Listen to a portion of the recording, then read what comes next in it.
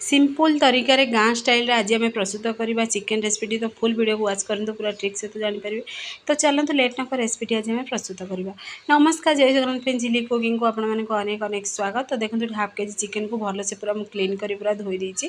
गोटे आम ये बड़ पेन नवा से अल्प टे रिफाइन तेल एड करवा।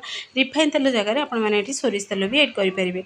गोटा मसला डालचीनी अलैच गोलमरिच तेजपत्र एड करची। पुणी से चक्रफूल एड करची। आपको जहाँ भी गोटा मसला पसंद आपने करेंगे। पुणी थे आम टे मिक्स करदे गोटा मसला को। गोटा मसला हल्का फ्राए हो सारापर ये आम पूरा पूरा मुझे हाफ केजी पियाज को पूरा लम्बा लम्बा पीसेस कटिंग कर एड करची। जी चाहिए से अनुसार पियाज एड करेंगे। किंतु देखिए ये रेसिपी पियाज जब एड करेंगे ना बहुत ही यूनिक लगे। तो मुझे अधिक क्वांटिटी से पियाज एड कर पियाज टी हल्का फ्राए हो सारापर टी हल्का ब्राउन पूरा ब्राउन कलर हो सारापर आम से पूरा पियाज टे साइड करदे। अदा रसुण पेस्ट एड कर भलसे मिक्स कर कषिदे अदा रसुण को। पुणी चलते ये किसी गुंड मसला एड करवा। गुंड मसला देखो हलदी गुंड पुणी काश्मीर रेड चिली नहीं नॉर्मल लंका गुंड नहीं पुणी से अल्प टे मु जीरा पाउडर नहीं तो गोटे चमच हलदी गुंड नहीं। तो आपने जहाँ भी पसंद ये एड करेंगे मसला। तो पुणी थे भलसे मिक्स कर कषिदे। आम टे गिना को जार को क्लीन कर आम अल्प टे पानी दबा जमी मसला आमर पोड़ी नजिव।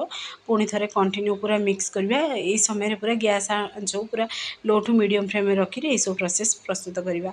पुणी चलतु से एड करवा टमाटो। ये गोटे टमाटो को पूरा पतला पतला पीसेस कटिंग कर एड कर टमाटो ये आप चाहिए मिक्सर ग्राइंडिंग करेंगे एड करेंगे।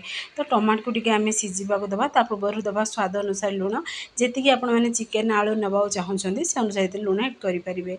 तो पुणी थे आपको मिक्स कर भलसे आम कषिदे जमी चारि साइड पूरा तेल देखा। तो देखो मसला आम परफेक्टली पूरा पूरा कषि भी हो सारा। तो जेहेतु आम अधिक क्वांटिटी पियाज एड कर तो देखिए पियाज जब एड करेंगे ना आपने चाहिए आपको मिक्सर ग्राइंडिंग कर एड करेंगे।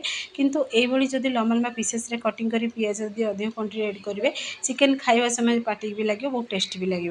तो पुणी थे आम चिकेन को एड कर भलसे कषिदे।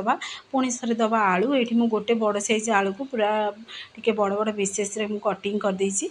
तो आलू को एड कर पुणी थे आपको मिक्स कर आम टे मसला पूरा कषि हवा दबा जमीक आम चिकेन आलू जमी मसला पूरा सेब्जर्व कर से पर्यंत आम टे भलसे कषा।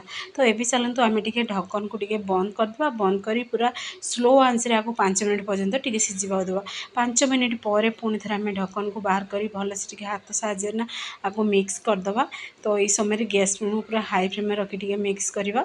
तो मिक्स हो सारापर आम से एड करवा गरम गरम पानी से जी ग्रेवी रखा चाहिए से अनुसार एड करेंगे। किंतु आउ 5 मिनट कषिबा दबा टोटाल आम 10 मिनट कषा। कषि हो सारापर आम गरम पानी ये एड करवा। गरम पानी ही एड करेंगे। जब ठंडा पानी एड करेंगे तो पांच स्वाद आसो।